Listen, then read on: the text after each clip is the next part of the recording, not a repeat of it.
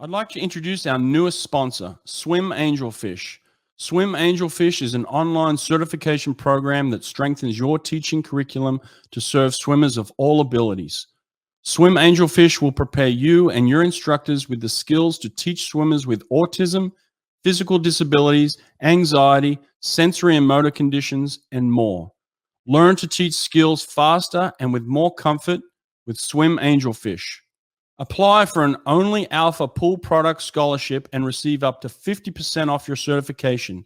Go to swimangelfish.com today to apply.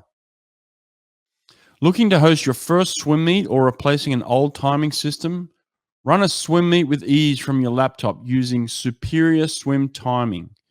You can use Superior Swim Timing with your existing equipment, or they can provide you with a complete timing solution, including deck harnesses, buttons, and starter.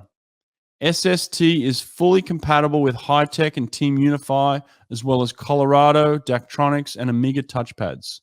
Go to superiorswimtiming.com to learn more, and be sure to tell them I sent you.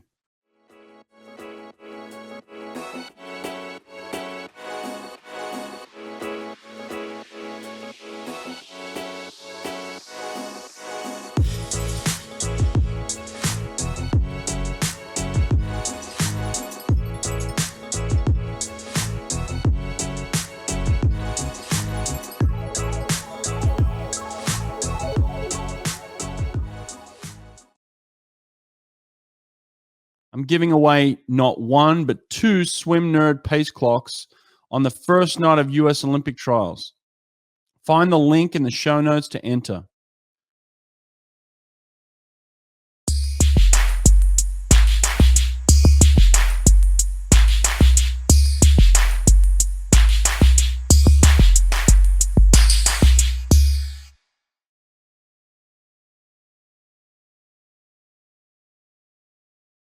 All right, Pierre Lafontaine, how you doing, my friend? I'm doing great. Good to see you. I haven't seen I've seen a lot of pictures of you, but I haven't seen you in person like that, so it's cool. Yeah, man, it's good to see you again. It's been a while. So it looks like you're in some sort of cabin. Where are you? Well, I live in Ottawa. I'm based in Ottawa, which is about 4 hours out north of Toronto, the national capital.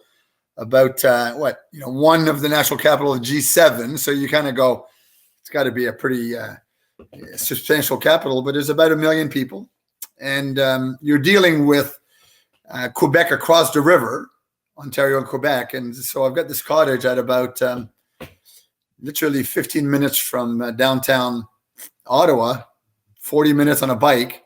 I'm on the river. I went swimming yesterday. You know, the water is a bit cold, but it's swimmable, and you know, like I said, you're living in the national capital, so it's pretty cool.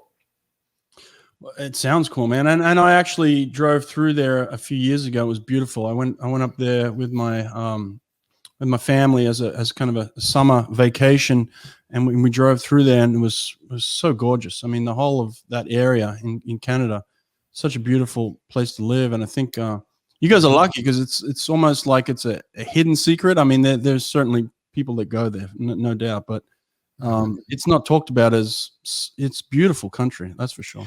Well, you know, if anybody ever wants to come and see Canada at any time, this city is a cool city. It's underplayed around the country because it's a national capital and so on, and it's boring.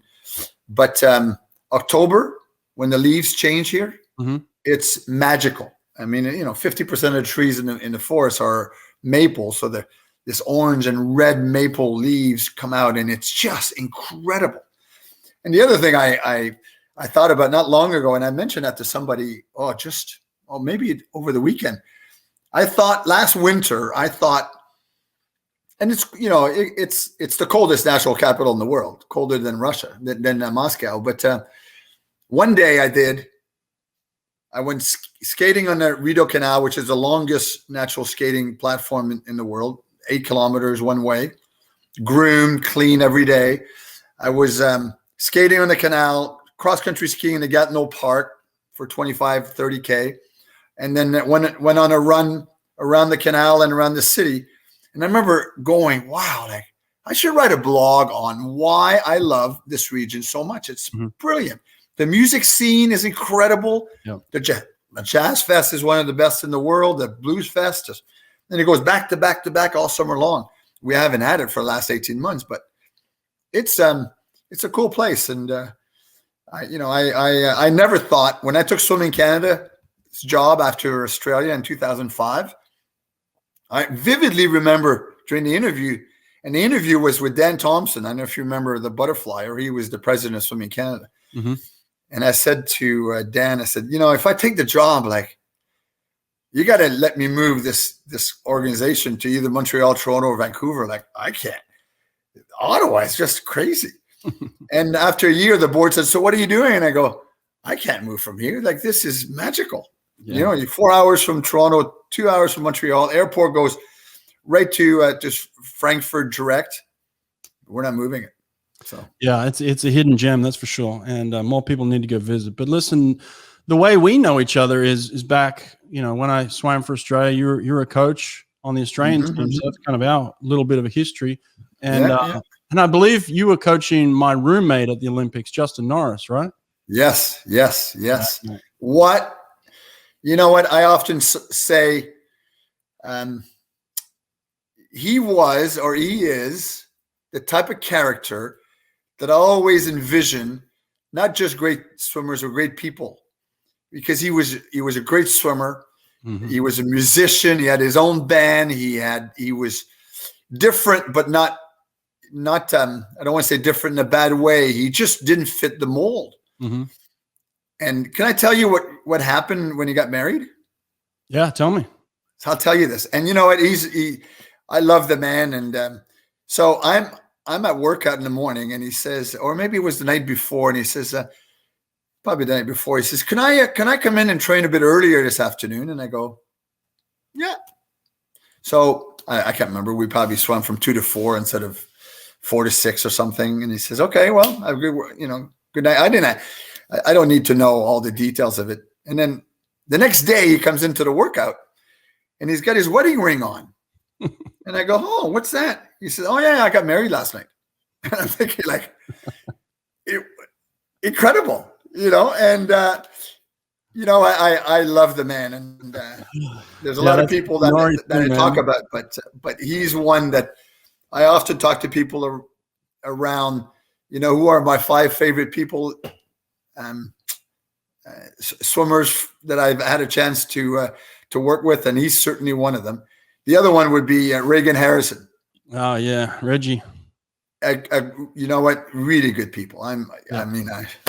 Yeah, great people. Norris was my roommate at the 2000 Olympics and 2004 Olympics. We got on like a house on fire. He is now this YouTube star. His kids are they're called the Norris Nuts. If anybody wants to look them up, look up the Norris Nuts on YouTube. They've got something like 5 million followers now, and it's crazy. I'll have to do that. Have you seen that and what he's doing? No. I'm gonna have to do that. Listen, get on YouTube and look up the Norris Nuts, man. He's got I think he's up to 6 or 7 kids now. He's got a lot of kids.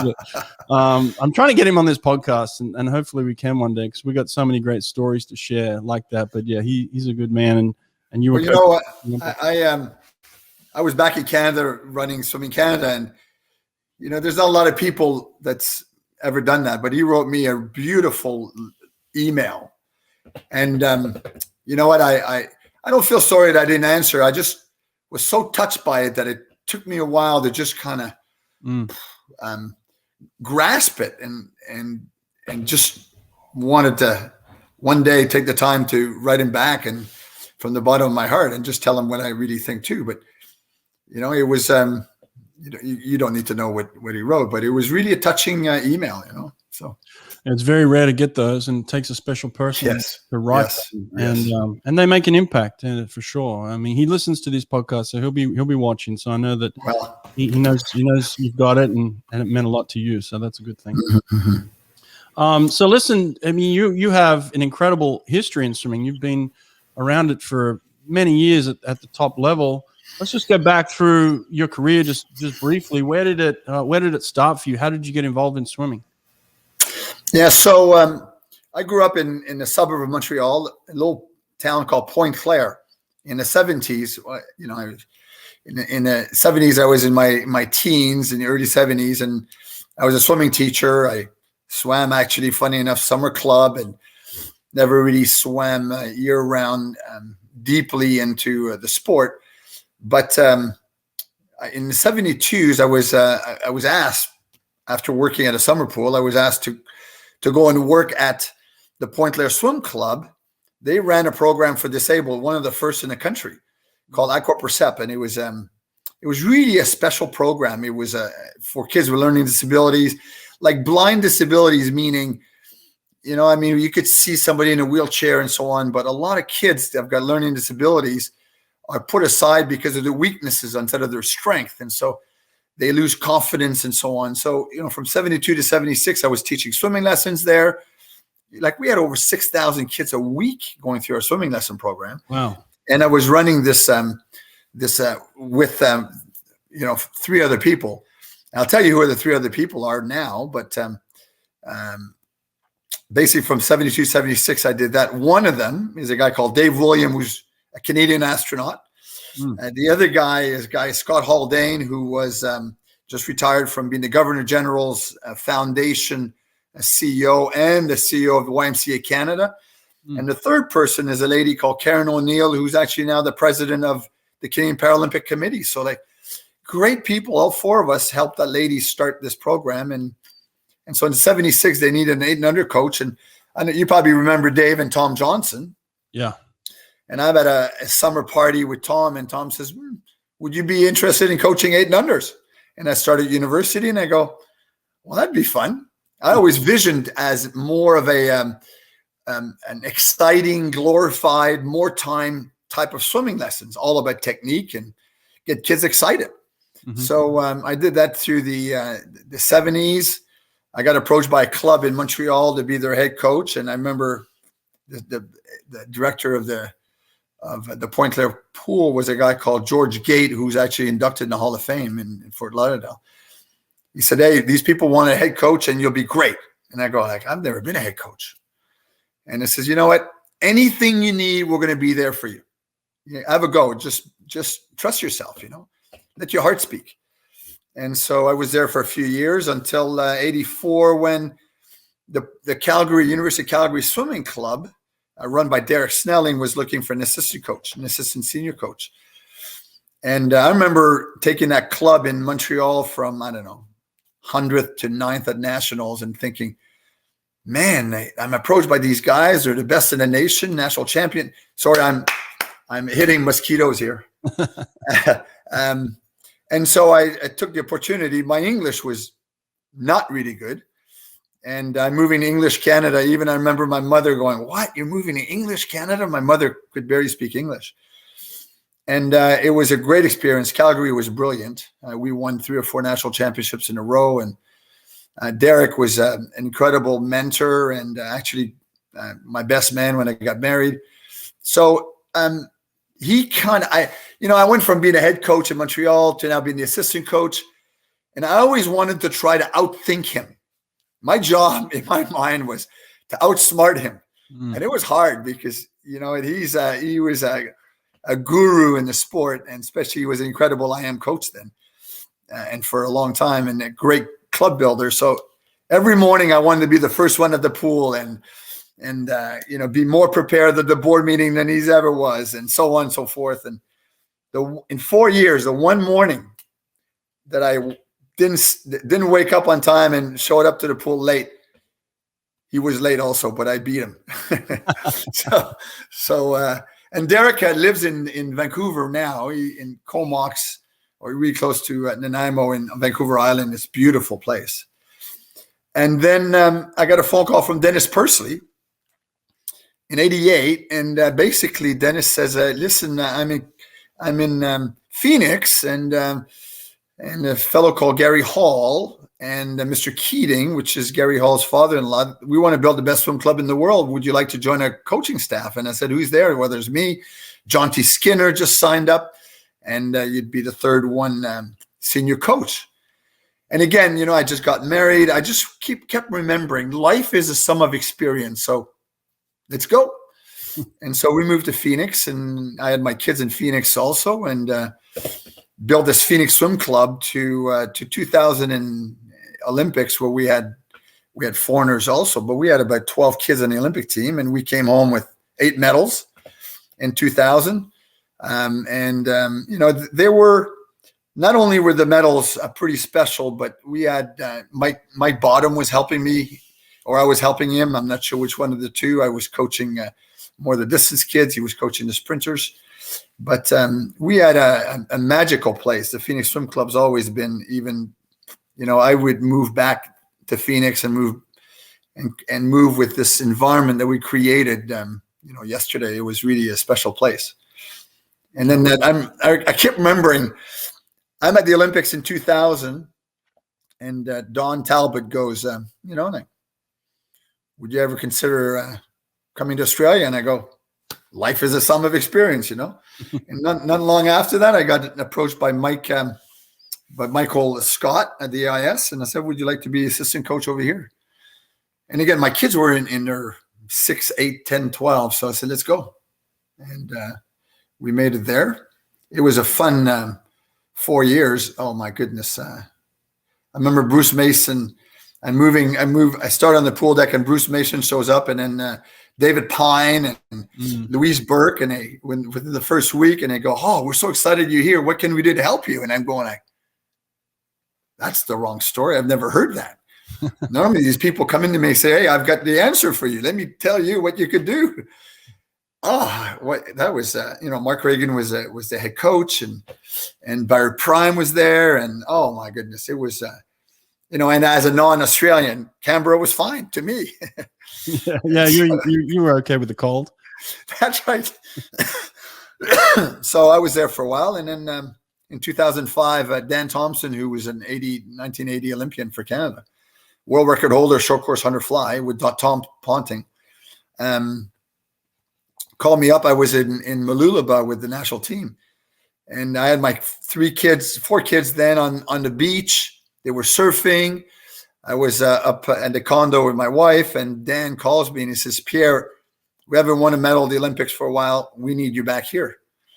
And February 14th on Valentine's Day. And I said, what's the weather? And he goes, well, it's minus 28 in Toronto. And I go so why would I ever want to go back? But, I loved working with the Australian coaches. It was, I loved the intensity and the technical expertise and the work. Yes, they were mainly greatly competitors, but they were also, I remember, Dennis Cottrell or some of these guys, and you go, oh, I really like what the swimmer's doing, but have you thought of maybe trying to do this? And like that work, that type of relationship, I'd never seen around the world before. So that was collaboration. Yeah. So yes, we're going to fight against each other, but we're fighting for the world too, against the world, So let's help each other out.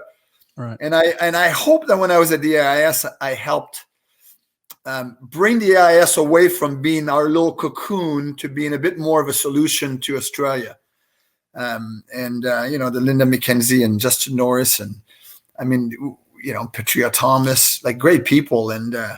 But the scientists, I wanted to make sure that they were part of informing the country. They wasn't just doing research for the AIS swimmers. We were just an arm appendage to making Australian swimming magical. And, we had a pretty good Olympics in 2004. So, yeah. Yeah. And then I came back here. My favorite Olympics for sure. Loved it. Yeah. Fun. And then I then I became the CEO of Swimming Canada here. Till 2014, did a few other things. And now I'm back coaching a little club in town and coaching a university, being a grandpa to 5 kids now to, probably 6 soon. So it's a good place. Yeah. Like I said, incredible history of swimming there in terms of where you've been, who you've worked with, people you've influenced, programs you've influenced, countries you've influenced. In terms of the CEO of Canadian swimming, what does that mean exactly? What do you do as the CEO? So I had a double role. So even when I remember taking the role with Dan, and and saying to Dan, like, I don't want to work for a CEO if I'm the national coach. I'd rather have it all and make the decisions that are performance-driven decisions, that are budget lines item that are about performance, not about, getting a bigger office or getting more people running in the office or so I know it was not necessarily always easy for my staff. We didn't have a big staff, but we basically double our membership. It was one of the early goals, double our membership, break 70% of the national record, increase our medal count at the Olympics, put more international officials online, and like I said, double our budget. So to me, the role of the CEO, I felt, was to do two things: to serve as the board and help create a magical, bold vision, but attainable, and then go underneath and then remove roadblocks from clubs and coaches. To me, that's the job. Facilitate everybody else's performance, facilitate clubs' growth, facilitate coaches to do what they do, their magic. Because really, I could have the best office and the best this, but if the coaches are not excited about getting up every morning to try to break the world, to beat the world, we don't really have a good nation. So to me, I always felt, I had to help the board. I'm certainly not the best paper pusher in the world, but I had great boards.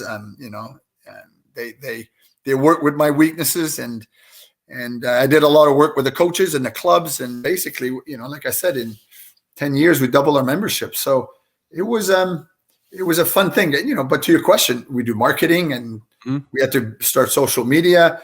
You got to deal with governance and policies, and now inclusion. And, so it's being ahead of what's going to happen all the time and be transparent, be fair. I had to deal with banning a coach for 10 years for poor, not just poor behavior, but improper behavior. And, you start thinking, you got to do right. So to finish this question, I'm in the plane flying back from Australia. And I said, wow, like I'm now the new CEO of Swimming Canada. And I've only really been a swimming coach all my life. What do I stand for? Like, what are my values? Before I could pass on my values, I need to be able to understand what my feet are grounded on if the hurricane goes through, and if there's because it's never rosy at that role. So I actually, in the plane, I did two things. I wrote the 10 commandments for Pierre. What did I believe that was crucial in running an environment, a company, an organization where you want to create a safe environment for kids, enjoyable environment for coaches, but also, increased learning, where officials could become among the best in the world, where we're part of the solution for drowning, and so on. So I wrote these 10 commandments, ended up being about 12. But I also wrote, I'm coming to Canada again. And I remember some of the coaches in Australia said, why are you going back to Canada? Like, they're not very good. And I said, you know what? I'm going to build the country on the great things that Canada has to offer. And I sat down and I wrote 100 great things about Canadian sports system and Canadian culture that I'm going to build myself, my program on. And one, for example, Bell Canada was invented in Canada. The telephone was invented in Canada. So we partner with Bell Canada. We partner with Air Canada, which is often one of the best airlines in the world. And so I wanted to build my organization around Canadian icon, Le Cirque du Soleil. You guys know that circus, the best circus in the world. And so that's kind of how I started this. And I was, I was really excited about where Swimming Canada went, and I'm really excited where they are now. When I left it to 2 or 3 really, really good people, and I'm proud of what they did in 2016 and where we're going to be in 2021. Yeah, I mean, it looks like the success that they've been having recently was built on certainly a foundation that you had built over those years that you were your CEO. I mean, the incredible success of Canadian swimming, unlike anything that's seen in their history, and it looks like that success is going to continue with. I mean, they've got a great, especially a great women's team right now. The women are on fire. It's incredible how good they are. Yeah, I remember. I do a bit of work with visions and missions for organizations and countries, but I often say to people, you know, you go to the Olympic Games, you know, Aruba. I just finished some work with Aruba and Grenada.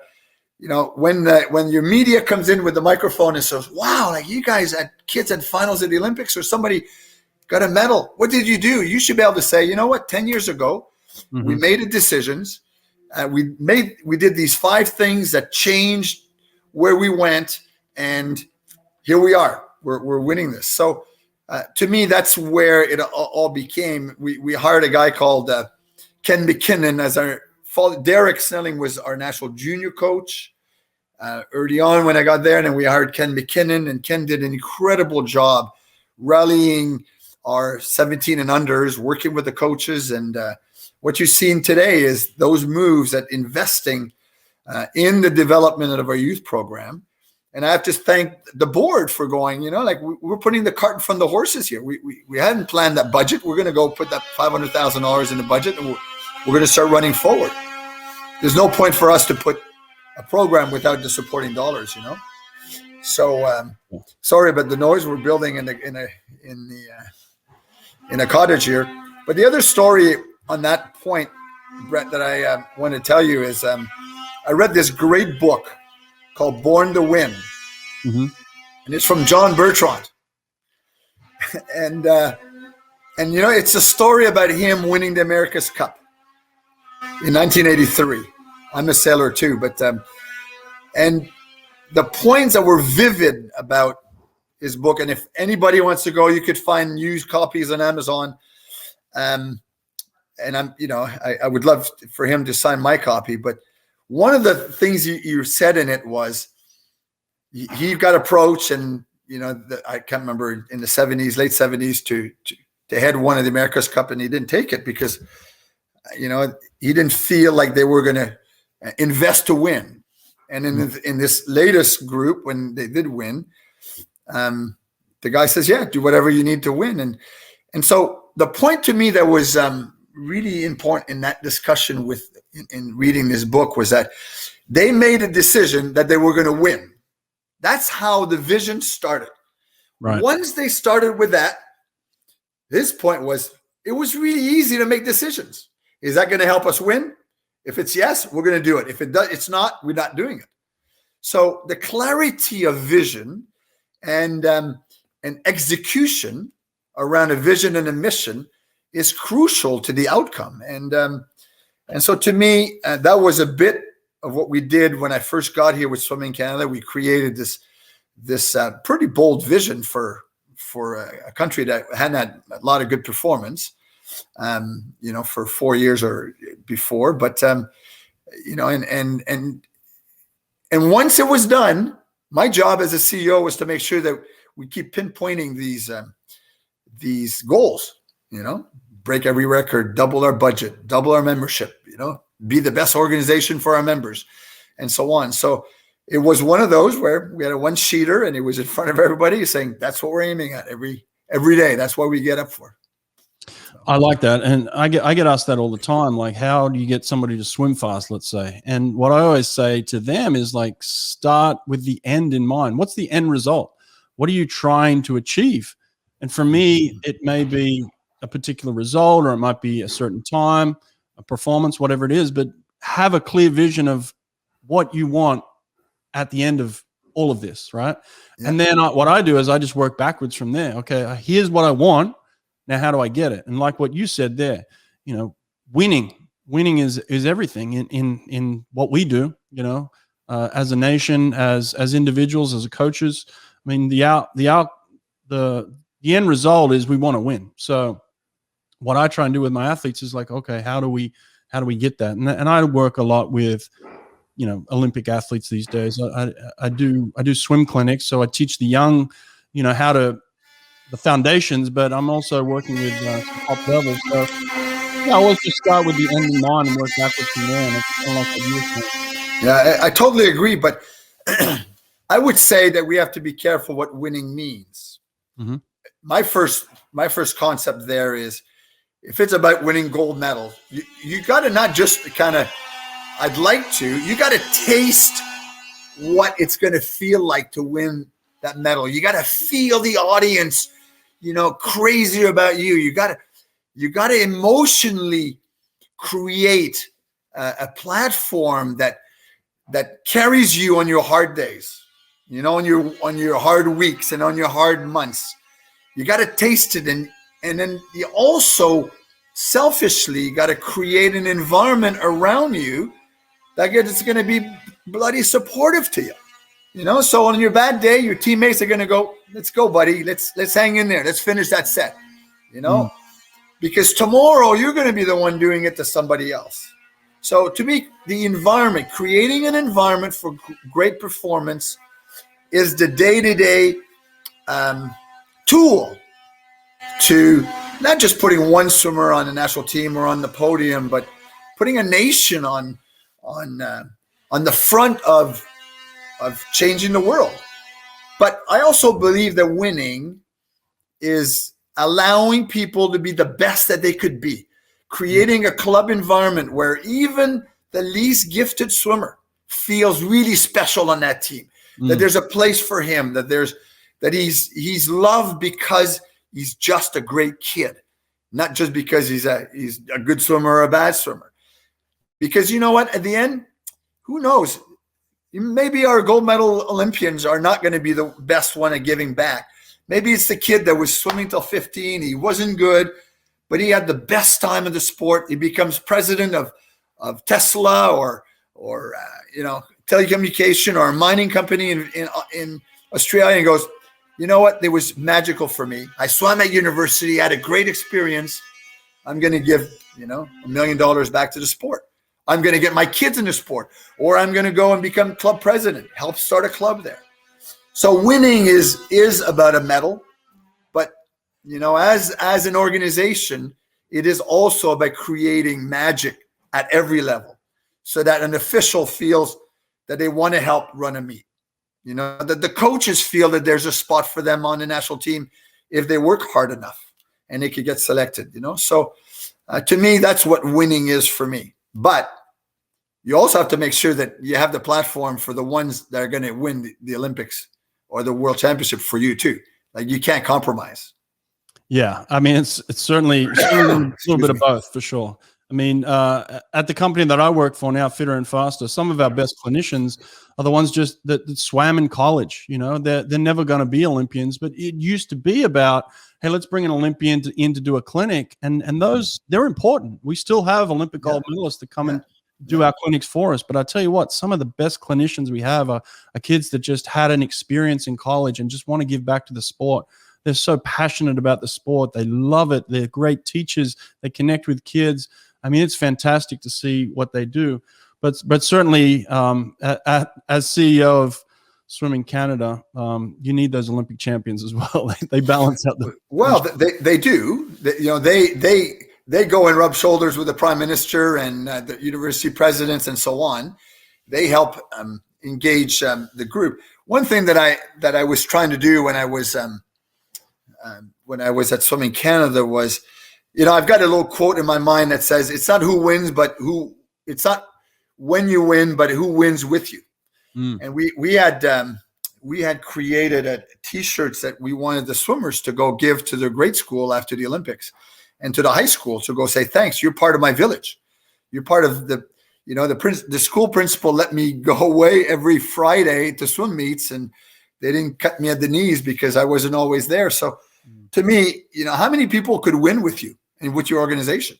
Is the mayor of your town at Christmas time, do you bring a bottle of wine and say, "Listen, thank you so much for allowing us to use your facilities and at a reduced rate?" And because the mayor too is going to be happy to bring the Olympian back to city council chamber to take a picture with him, or with her. So to me, these are the job of a coach, is to create an incredible club, an incredible experience from top to bottom, to be as a head coach, to be an incredible mentor to the assistant coaches, so that they could grow to. And now, more and more, we need more women coaches at the high level. So, take young coaches under your wings and help them out.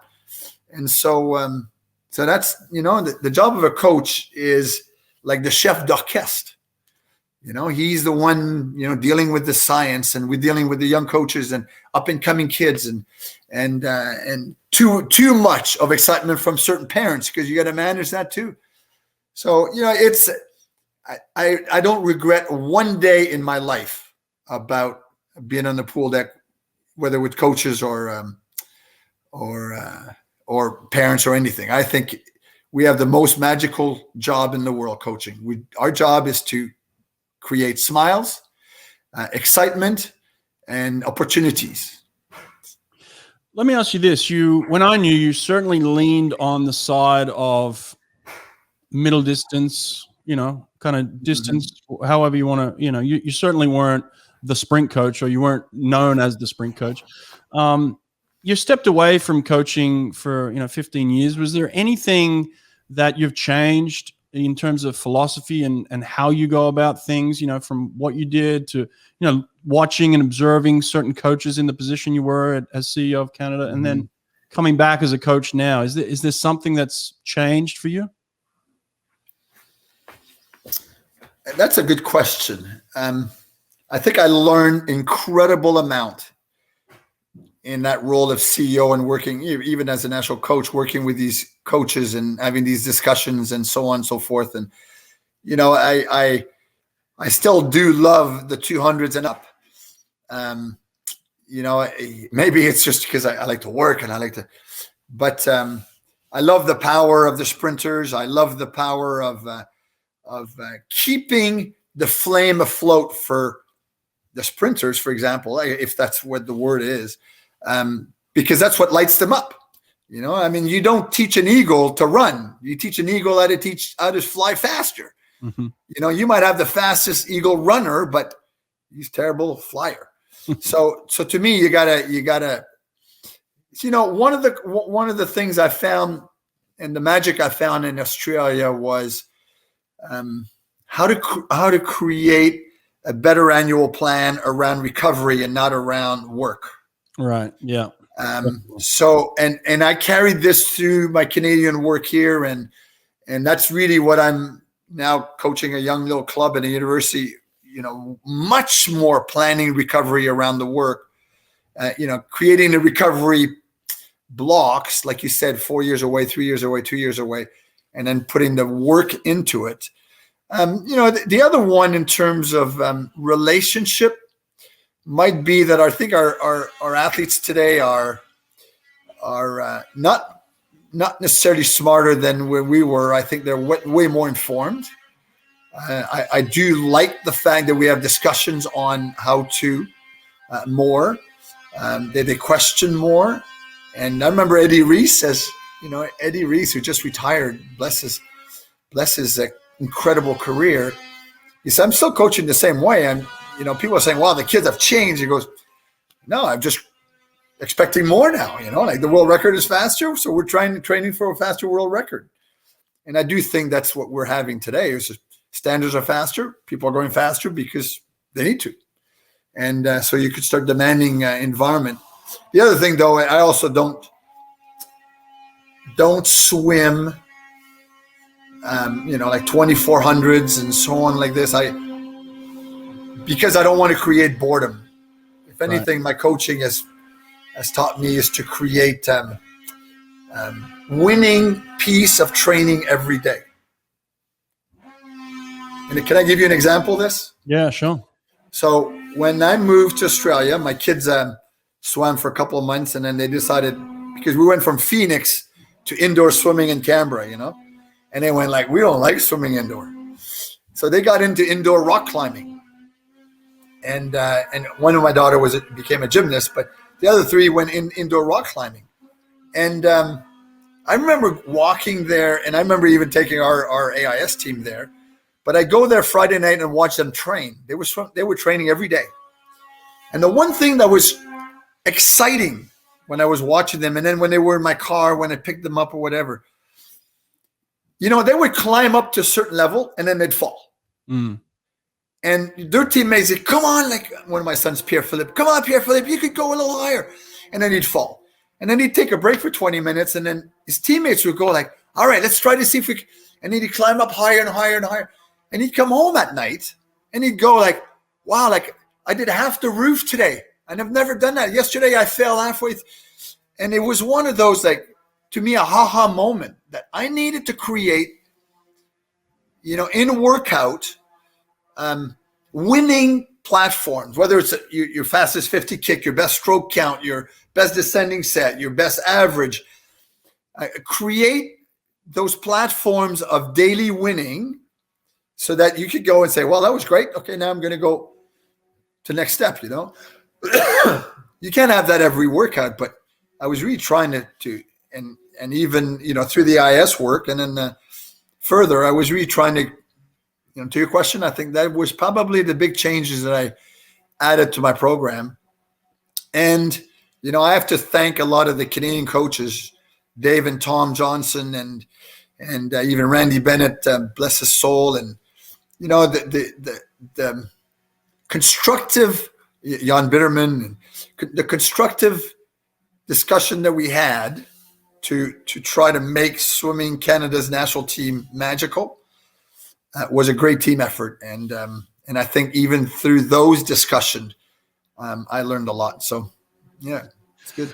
Well, listen, there's few people who have had the experiences you've had, who've had the career you've had at a high performance level. So my question to you, my challenge to you is like, what are you doing to document this, Pierre? Like how are you taking this knowledge, this information that you've gathered over so many years and then passing it down? Because I mean, the stuff you have is so valuable. The experiences you've had and the things you've learned are certainly valuable to swimming in general. You know, I hear you and I thank you for that. I mean, I've been blessed. I've been blessed by great mentors. I've been blessed by incredible swimmers. You know, I felt that half of my job was to get out of their way of their greatness. You know, I feel to a certain point that my role was to help empower the gift that these people have, and not for me to power them through. And you know, I'm sure I wasn't always the softer guy in the pool deck, but I always felt that my role was to empower. I saw a quote on somebody's shirt at the airport in Hong Kong 10 years ago or something, and I remember saying that the power of love will always beat the love of power. That was on a T-shirt, you know, and I saw it. You know, the power of people will never be as good as empowering people. Mother Teresa's got a great line similar to that. So to me, I'm not avoiding the question about writing my notes, but you know, I've got a couple of daughters that keep saying to me, Dad, like, we'll help you. You know, like my 10 commandments are actually 12 and my 100 things about Canada. And she said, you've got so many cool things. I've got about 10 boxes at home of things. She says, you should write a book. And I'm always going like, I'm not sure what I have to say is really relevant. I feel, you know, I feel humbled that I was able to do what I'm doing, what I did. You know, and often I go, you know, that's what I did. You know, who would really care about what I did? You know, I did it. I got up every day of my life so far trying to make a difference. And really, if, you know, the decisions I made every day was, okay, what can I do to make a difference? You know? Well, listen, I got you on this podcast because I care. I think what you've done is extraordinary. I mean, you've had an incredible career, man. You've been to the top of the top. You've been around the best coaches in the world. You've had influences on some of the best athletes in the world. Certainly, I would like to read what you have to say. So I would recommend putting it together. I'm on your daughter's side here. There we go. Together. Let's get a book going. If you were to put a book together, what do you think you'd call it? Creating an environment for magical performance, something like that. Nice. I think to me, that's the most important. Creating an environment where your kids could learn in a classroom, creating an environment on the pool deck that inspires kids. To me, the environment, even you know very well, even you as a world-class athlete, the environment was really important for you on your bad days. Mm-hmm. And on your good days, like you could walk on water, but in your bad days, without the environment, you wouldn't have performed like you did. So to me, I think that's the number one thing: create an environment to allow incredible performance, or to be the best that you could be. Is there anything as a head coach that you try and do other than getting there early and, you know, setting the tone? I mean, is there other advice you can give to young coaches or young head coaches or assistant coaches? Anything else you would advise them on? Your team are the lifeguards, the pool managers, the city mayors, the MPs or the elected officials, the school teachers, you know, the parents to a certain point. You know, you don't just coach the team of 100 swimmers or 500 swimmers on your team. You coach the people that touch your environment, so that, you know, I often say the most important people are the front door lady and the maintenance guy, because he's got the keys if you don't have them, you know? So to me, I even remember Maria when I was at the DIS. Maria was the front desk person, and she was also my police, my police for the media that would come in at any time to want to get interviews. And she goes, "Nope, you guys can't come in." You know, here's a story about a DIS. Our cleaning lady her name was Pauline. I forget her last name now. And I often tell, you know, I add that to it. I say, "Oh, Pauline, she's got two beautiful teeth." She didn't, but I embellish a story. But she would come in at 5:00 or 5:30 for work. She went to see her supervisor and said, "Can I go in earlier? I want the locker room, the AIS swimmers locker room, to be really clean when they come in at 5 a.m. And so when the maintenance staff want to be part of making the environment magical for your team, and I'm not even sure if the AIS swimmers knew that, but when the maintenance, you know, you've got a team within the team to help the swimmers perform, you know. I came back from the game in 2004, and I had a huge poster on my computer. And it says, "Congratulations for your team's performance. Thank you for making me feel part of your team." That was from Pauline, you know, and I got goosebumps telling you, because I always felt that when people like that, when this mayor wants to be part of city council, you know what, you've created the team that really, we're not solving world hunger. We're inspiring a nation. Yeah. Let me tell you a story about Don Talbot. So, you know, bless his soul. So Don was in Thunder Bay, Ontario from 72 to 76. Thunder Bay is in the middle of nowhere in Ontario. 8 hours from Winnipeg and, I don't know, 14 hours from Toronto. Little old community. And in 4 years, basically, I think it was 9 swimmers on the Olympic team in 76. And, you know, to go from there, I'm the CEO of Swimming Canada many, many years later. And I met the president of a university because I was working. I really felt the university is an important steps and platform for the swimmers.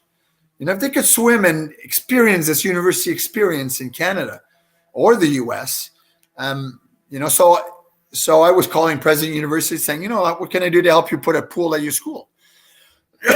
So I met with this fellow at Durham College, which is in a suburb of Toronto. Mm-hmm. And we started talking, and he's a little fellow. He was retired and was asked to take over the presidency. And I said, and he says he's from Thunder Bay. And I go, "Oh, Thunder Bay. Like, do you know Don Talbot?" He goes, "Oh," he says, "let me tell you about Don Talbot." He said, "Don created a belief in Thunder Bay, in this small little community, that anything could happen. anything could happen out of Thunder Bay. And he says, so when I retired and I had a lot of money, I took Don. That was like in 2000s. He says, I took Don's vision of greatness in a small community, and we built the best art center and amphitheater to host concert and classical music in the country. And it was all because of Don's vision of creating, of magic could happen anywhere. And so, you know, I believe that for young coaches, you know, be humble in the people that touch your environment. Yes, you know, be the first one there. Welcome the kids. You know, have a lot of time to explain your vision to your team, but also to your board. You know, when I took Swimming Canada's job, Mark Peters was running the CIS, and I went to see him. And I said, what do you think? I love the AIS and you know, Michael Scott too. And anyway, and Mark Peters says, there's two groups that you need to support: your board of directors and the people you service. You could be incredible at people that you service, but if you don't service the board or work with the board properly, they're going to have your job. So the second step to me is, you know, you don't have to know budgets and how to write press release and you know, long-term plans if as a young coach, but you have to work with your president. And I would say that you have to clearly indicate that your job as a CEO is to work with the president. That's your relationship. And then the president works with the board. You can't go and work with the board everywhere. That's one. The other one is keep a line of relationship between the board members and the parents and you. I remember Mark Schubert, I was a young coach in Phoenix, and he said, I asked him a similar question. He goes, you know what? Parents, they want to meet you. They make an appointment. So he says, I always park in the back by the pump room so that I don't have to get them through the front lobby and they don't grab me. And you know what? I've always felt that was really important. That was messages to my assistant coaches. You're not allowed to go for dinner at people's houses. You work through me for the board. If the board calls you, you know, you got to say, you know what? Please go call Pierre. The lines of operation and clarity of roles and responsibility is crucial, so that when things happen that are not good, I mean, at least it's not coming from everywhere. Even if it will come from everywhere, at least you've got a president that you could work with. I basically speak to my president every week. When I was at Swimming Canada, I would speak to him every week. Right. Even if we didn't have board meetings, say, hey, what's up? What do you think? Or I'd go, you know, next couple of weeks we'll be doing this, and you know, do you see any red flags? Yeah, a really good advice there, man. I love that, and so much to learn, and so much you know, so much knowledge you've got, and I'm appreciative that you're passing some of this on now. There's a book, just for you to know. There's a book written by Brent Rutemiller, who's now we were working together at the Phoenix Swim Club, who's now the chair of the Hall of Fame in Fort Lauderdale. Still lives in Phoenix, and great guy. He created a thing called the Aquazoid that was in Swimming World magazine. Those little characters in the bottom many years ago. But he wrote a book called Below the Surface. It's incredible book on club development, and it's out of publication. But if people write him at the Hall of Fame and say, hey, you know, can I get a copy? Where can I find a copy? Maybe on Amazon as a used. And you know, I had a few books here. When I took over this club, I gave them to some of my coaches. You know, so yeah. Well, your book is the next one we'll be reading. So now listen, are you going to retire as a swim coach? Is this it for you? Like, you're going to stay on this line for a while? I've always wanted to finish in the role that I'm doing now, as going back to my roots, which is coaching kids. I'm blessed to work at Carleton University with the varsity program. We're rebuilding a varsity program. And the reason I'm saying I'm blessed is because I feel the varsity program is like the cherry on top of the cake for 99% of the swimmers. They had an incredible age group career, and now they go to university, they get built teams. Even if they don't make the Olympic Games, it's an incredible experience, and it adds on to their university experience. So to me, you know, I don't know when I'm going to retire, but I'm having fun, and but I do think that it's going to be doing this. I still would think that I'd love to be. I still do a bit of work around the world for FINA with countries and help them with strategic plan and so on and so forth. So I could be a bit like you in your role as mentor for the swimming clinics.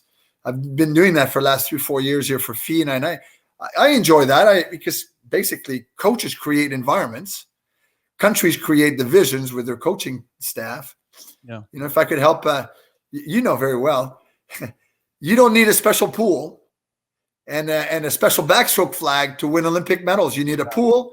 You need great coaches, a good environment. Magic happen anywhere. Small countries, big countries. Absolutely. We've seen that time and time again. We're going to see it again this year. That's right.